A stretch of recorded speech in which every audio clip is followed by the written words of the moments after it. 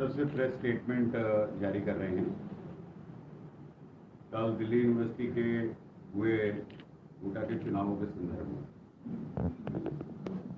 इसमें मैं आपकी जानकारी में ये डालना चाहता हूँ कि जो हमारे डूटा के टोटल मेंबर्स बने थे वो 9,565, और इसमें से जो टीचर्स वोट करने के लिए कल आए उनकी संख्या है 8,295, जो अपने आप में एक बहुत नया रिकॉर्ड है। ये करीब 86.72% बनता है। तो इसके हिसाब से आप देखिए कि इतने हाई परसेंटेज में कभी डूटा के किसी इलेक्शन में वोट परसेंटेज नहीं रहा, और उसका एक मैं समझता हूँ कि मुख्य कारण ये रहा कि इलेक्शन कैंपेन में डूटा अध्यक्ष होने के नाते मैंने सब वोटरों से अपील किया था, और उसका ये एक निष्कर्ष है कि इतनी हाई टर्नआउट हुआ है वोटर्स का। उसकी वजह ये थी कि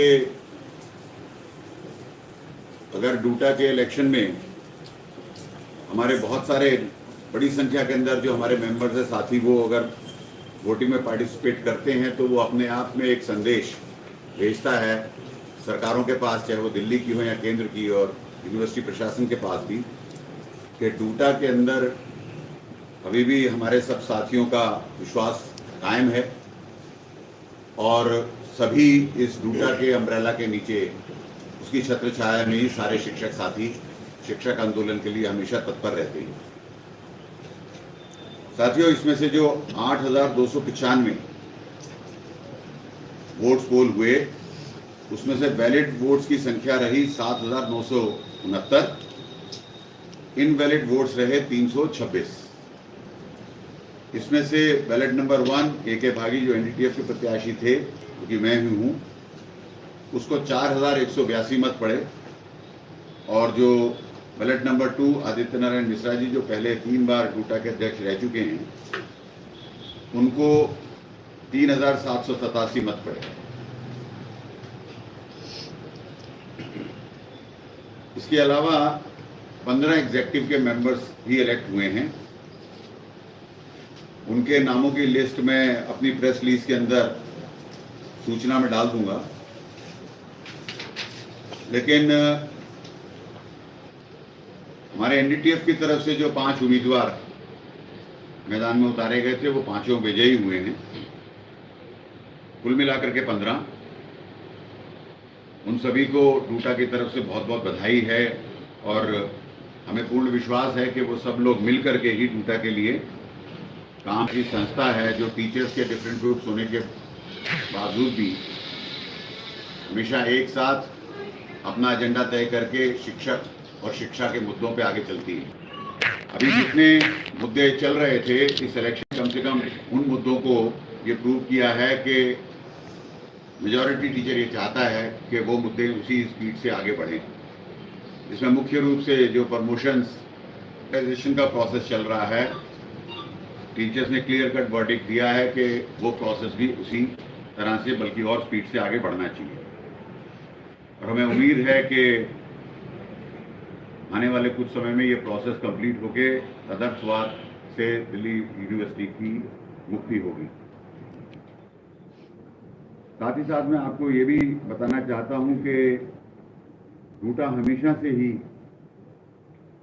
इस मंतव्य की रही है कि टीचिंग कम्युनिटी के साथ साथ दिल्ली यूनिवर्सिटी में एकेडमिक एक्सीलेंस, इंटेलेक्चुअल प्रोग्रेस और ओवरऑल डेवलपमेंट हो, और इसके लिए भी एकेडमिक इश्यूज भी दिल्ली यूनिवर्सिटी टीचर एसोसिएशन समय समय पर उठाती रहती है, और हमें पूरी उम्मीद है कि यूनिवर्सिटी प्रशासन, एकेडमिक काउंसिल और एग्जीक्यूटिव काउंसिल और उसकी बाकी स्टैट्यूटरी बॉडीज को फर्दर स्ट्रेंथन करते हुए और टीचर का पार्टिसिपेशन बढ़ाते हुए और उनकी आवाज़ को ज़्यादा तवज्जो देते हुए, उनके कंसर्न्स को ज़्यादा ध्यान देते हुए आगे जो भी कार्य होने हैं उनमें आगे बढ़ेगी। साथियों, ये बड़ा इम्पोर्टेंट है कि जब हम अपने जो काम चल रहे हैं उनके ऊपर सजग होकर के उनको और सशक्त करें और एक दिशा में आगे बढ़ें। ये हमारे बहुत सारे और ऐसा एजेंडा भी हैं जिनको डूटा ने लेना है, जिसमें मुख्य रूप से दिल्ली सरकार द्वारा पोषित 12 कॉलेजों के जो फंड कट की समस्या है उसको एड्रेस करना। रूटा उसके लिए पूर्ण प्रयास करेगी और हमें विश्वास है कि रूटा के प्रयासों से यह समस्या का निदान होगा। साथ ही साथ में हमें पास सर्विस काउंट उसकी भी लड़ाई लड़नी है, ताकि जो हमारे तदर्थ शिक्षक साथी रहे हैं उन लोगों को भी न्याय मिले। जब वो परमानेंट हो रहे हैं तो उनके लिए ये सारी सर्विस जो है उनकी प्रमोशन में काउंट हो जाए। ऐसे ही हमारे 2004 के बाद नियुक्त परमानेंट साथियों के लिए ओपीएस की लड़ाई भी पुरजोर तरीके से लड़ी जाएगी। इसके अलावा जो ईडब्ल्यूएस एक्सपेंशन सीट्स जो चाहिए, जिसकी सूची कितनी हमारी रिक्वायरमेंट है वो ऑलरेडी गवर्नमेंट ऑफ इंडिया के पास जमा है, इसी तरह से दिल्ली सरकार के पास भी जमा है। उतनी टीचिंग पोजीशन सैंक्शन करना चाहिए सरकार को जल्द से जल्द, और इससे ना केवल हमारे शिक्षक साथियों को नए अवसर मिलेंगे, जो शिक्षक साथी अभी डिस्प्लेसमेंट कैटेगरी में डिस्प्लेस कैटेगरी में उनके लिए भी अपॉर्चुनिटी बनेगी, बल्कि साथ साथ एकेडमिक एनवायरनमेंट भी दिल्ली विश्वविद्यालय का बहुत बेहतर हो जाएगा। क्योंकि दिल्ली यूनिवर्सिटी टीचर एसोसिएशन हमेशा बेहतरीन एकेडमिक एनवायरनमेंट की पक्षधर रही है। तो ये कुछ मुद्दे हम बहुत जल्द लेने वाले हैं। इसके अलावा मैं एक बात कहना चाहता हूं कि सरकारों में अभी भी कुछ ऐसे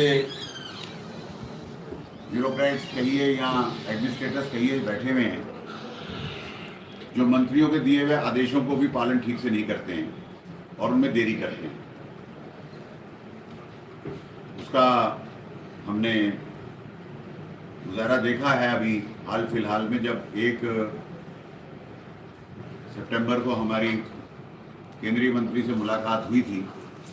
हालांकि उसमें कुछ एक्शन सैलरी को लेकर के हुआ, लेकिन अभी भी हमारे को स्पष्ट निर्देश हमारे सामने दिए जाने के बावजूद भी जो एरियर्स रिलीज होने चाहिए यूजीसी के द्वारा वो अभी तक हुए नहीं हैं। और एक महाविद्यालय जो लेडी रिविन कॉलेज है वहाँ पर मेरी जानकारी में 3-4 दिन पहले ये दिया गया है कि वहाँ पर 2 महीने के करीब एडहॉक टीचर्स की सैलरी भी रिलीज नहीं हुई है, जबकि स्पष्ट निर्देश दिए गए थे केंद्रीय मंत्री द्वारा कि ये सैलरीज और ये एरियर्स इमीडिएट रिलीज होनी चाहिए।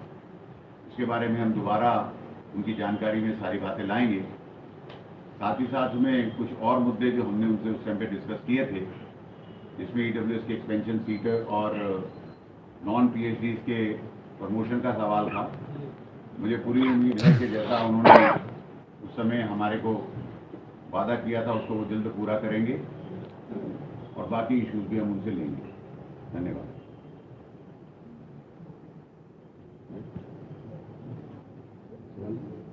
लीजिए सवाल।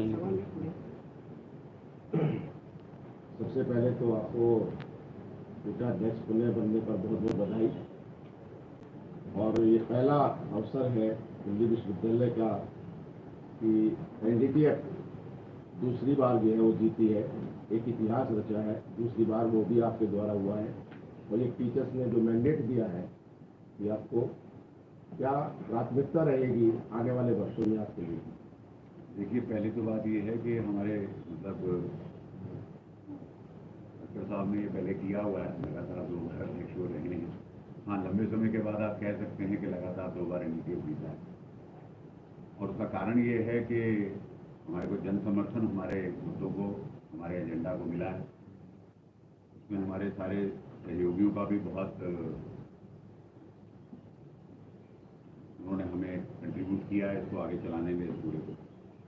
लेकिन मैं ये कहना चाहता हूँ कि हमारी प्राथमिकता तो अभी इस दिल्ली विश्वविद्यालय के अंदर परमानेंट अपॉइंटमेंट करवाने के माध्यम से इस रेगुलराइजेशन प्रोसेस को कंप्लीट करना, जो हमारे तदर्थ शिक्षक साथी हैं उनकी पर नियुक्तियाँ हो जाएं परमानेंट बेसिस पे। साथ ही साथ में जो हमारे डिस्प्लेस साथी हैं वो भी सिस्टम में वापस आ जाएं।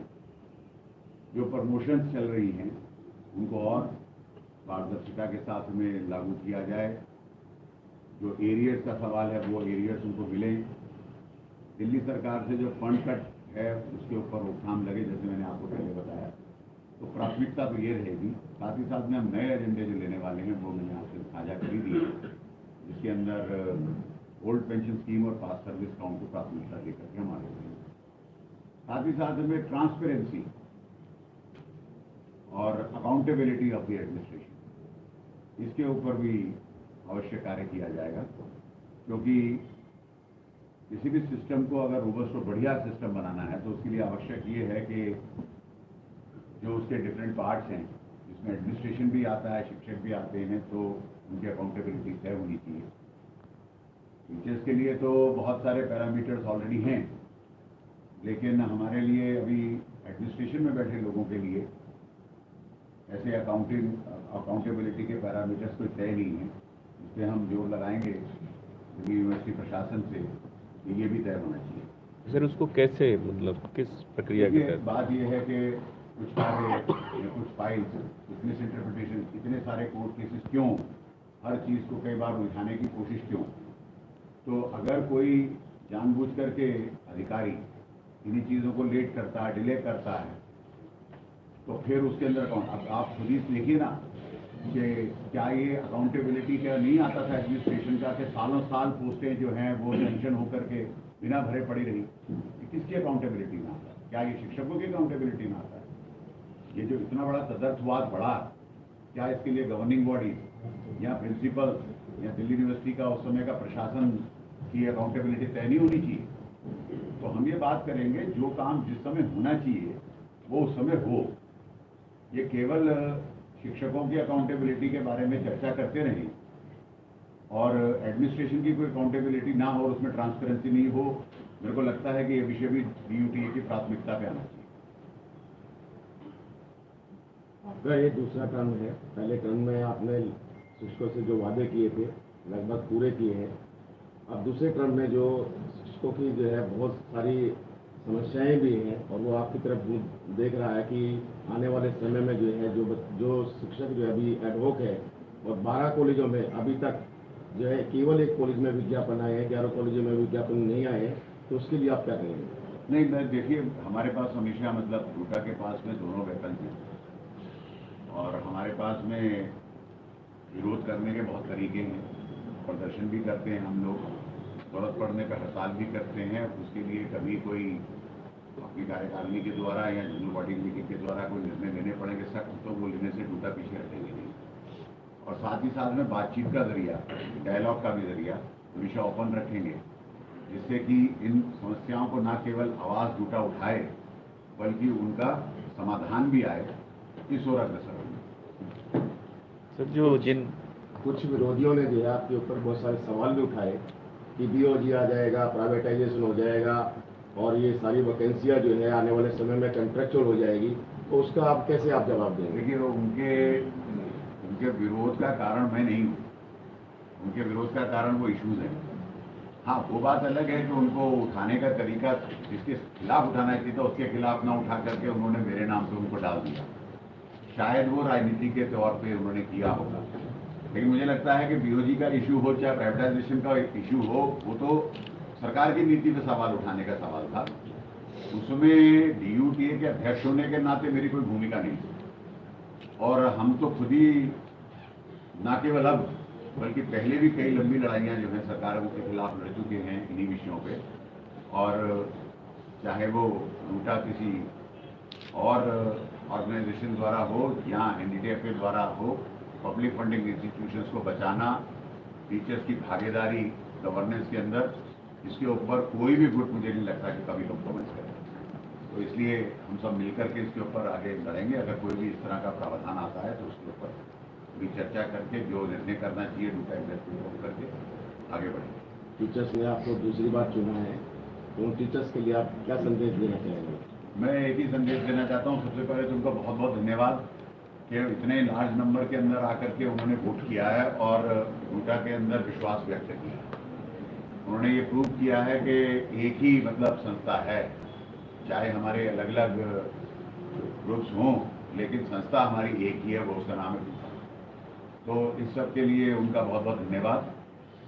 जो उन्होंने फेथ डूटा के अंदर दिखाया है, उसी को आगे बढ़ाते हुए हम सब मिल करके उनके सुझावों को लेकर के, और हमारे खास तौर पे जो 15 इलेक्टेड मेंबर्स आए हैं नए, उन सब के सुझावों के अनुसार ही अपना अगले कार्यक्रम बनाएंगे। और मेरी उनसे अपील ये है कि जब भी डूटा कोई एक्शन प्रोग्राम तय करे या कोई निर्णय ले, तो हम सब बिफोर डिसीजन तो अपने अपने सुझाव दे सकते हैं, लेकिन डिसीजन होने के बाद में कम से कम हम लोगों को फिर एक आवाज़ में एक साथ आगे बढ़ना चाहिए, जिससे ही शिक्षक आंदोलन तीव्र और सशक्त होता है। अभी जो है कुछ विपक्षी दलों ने, जैसे केंद्र में जो है 30 दलों ने मिलकर के एक संगठन बनाया इंडिया, और दिल्ली यूनिवर्सिटी में भी जो है कुछ लोगों ने DUTA बनाया, डोट बनाया, और उसके बाद क्या यहाँ से कोई संदेश जाएगा केंद्र सरकार? मुझे लगता है कि देखिए किसी की पॉलिटिकल कंपल्शन रही होगी,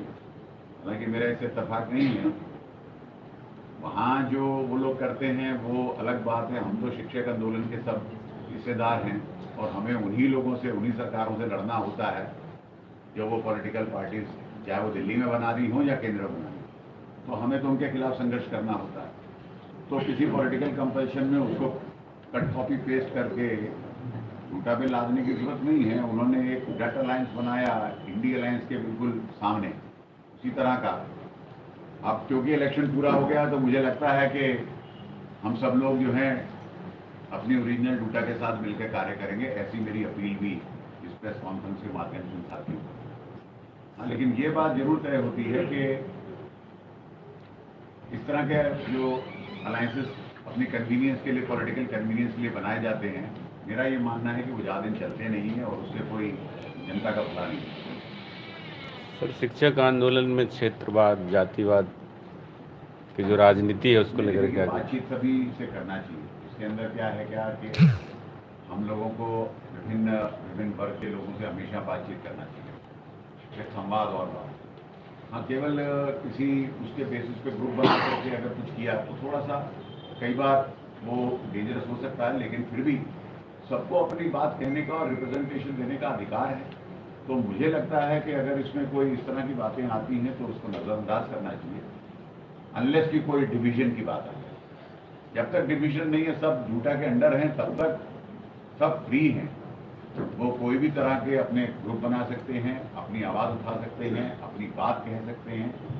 हाँ, लेकिन रहें सब डूटा के साथ तो बहुत बेहतर है। सर, जिन कॉलेज में इंटरव्यू नहीं हुए और इंटरव्यू पाइपलाइन में, तो उन शिक्षकों के लिए क्या संदेश देना चाहिए? मेरे यही है कि मैं उनको शुभकामनाएं देता हूं कि जल्द से जल्द उनको जो है परमानेंट पोस्टों के ऊपर पोस्टिंग मिले, उनका रेगुलराइजेशन हो, ताकि वो न केवल इंडिविजुअल लेवल पे उनको जो सालों से समस्या का समाधान, मतलब समस्या का सामना करना पड़ रहा है, उसका समाधान हो जाए, और वो लोग परमानेंसी के साथ में इस महान विश्वविद्यालय की सेवा करें। और साथ ही साथ में मुझे लगता है कि इससे बहुत ज़्यादा बड़ा बेहतर एकेडमिक एनवायरनमेंट पूरा MCU का बनने वाला है। सर, बेहतर एकेडमिक एनवायरनमेंट बनाने के लिए ज़रूरी होते हैं कि जब भी स्ट्रक्चरल चेंज होता है तो यूनिवर्सिटी की तरफ से, मतलब ये मैं आपको ऐसे कह रहा हूँ कि यूनिवर्सिटी की तरफ से उसका कुछ वर्कशॉप टाइप चलाना चाहिए। अब सिनेमा जैसा पेपर लगाते हैं, थिएटर लगाते हैं, कोई भी ऐसा प्रैक्टिकल अप्रोच का पेपर लगाते हैं, तो उनके लिए प्रॉपर जो है सेटअप टीचर्स के लिए नहीं है। वैसे तो मैं आपको बताऊं, हाँ नहीं, आपकी बात सही है, इंफ्रास्ट्रक्चर का अभाव और एक्सपर्टीज का अभाव कहीं भी नई चीज़ कोई आती है उसके लिए कई बार हो जाता है, लेकिन परंतु फिर भी हमारे पास ऐसी संस्थाएं हैं दिल्ली विश्वविद्यालय के पास, चाहे वो आप CPTHE कहिए, ILLL कहिए, और तमाम डिपार्टमेंट काउंसिल के माध्यम से भी। तो इसके ऊपर दिल्ली यूनिवर्सिटी प्रशासन को और तेज़ कदम बढ़ाने होंगे, ताकि जो है जो भी नए कोर्सेज इंट्रोड्यूस हो रहे हैं, एक तो वो डिबेट एंड डिस्कशन के साथ में आपस में बातचीत करके यूनानिमिटी बना करके किसी तरह से करना चाहिए, और स्टूडेंट सेंट्रिक होना चाहिए, और साथ ही साथ में उसकी व्यवस्था करने के बाद में उस पेपर को लागू करना चाहिए। अगर हमारे पास संसाधन नहीं होते, उनके अभावों में अगर इस तरह के एक्सपेरिमेंट होते हैं, तो उनके परिणाम कई बार नेगेटिव आ जाते हैं। इस बात का तो दिल्ली यूनिवर्सिटी प्रशासन को साथ ही साथ में हमारे डिपार्टमेंट्स को भी बहुत केयरफुल ध्यान रख करके ही ऐसे नए सजेशंस ये है टीचर्स के बीच जारी रहेगा। नहीं, संवाद तो हम हमेशा करेंगे। देखिए, हमारे पास में और कोई तरीका नहीं है कि टूटा के दरवाजे जो हैं वो हर आम शिक्षक के लिए खुले रहें। हम लोगों की इंटरेक्शन उनसे कॉन्टीन्यूसली होती रहे, नए नए आइडियाज़ और नए नए सुझाव हमसे मिलते ही रहते हैं। और फिर जब हम टूटा एग्जेक्टिव में निर्णय करने जाएं तो हमारे पास में ग्राउंड लेवल की जानकारी होनी चाहिए कि समस्या कहाँ और कैसे उत्पन्न हुई है और उसको रिजॉल्व कैसे किया जा सकता है। इसका रोड मैप अगर हमारे दिमाग में नहीं होगा तो फिर समस्याओं का निदान होना मुश्किल हो जाता है। इसीलिए लगातार संवाद की, चाहे वो अपने शिक्षकों से हो, उनका एग्जेक्टिव में हो, उनका जनरल बॉडी के माध्यम से हो, चाहे वो एडमिनिस्ट्रेशन से हो, ये हमेशा रहेगी, क्योंकि यही एक डेमोक्रेसी में तरीका बनता है जिसके माध्यम से आप बहुत सारे बदलाव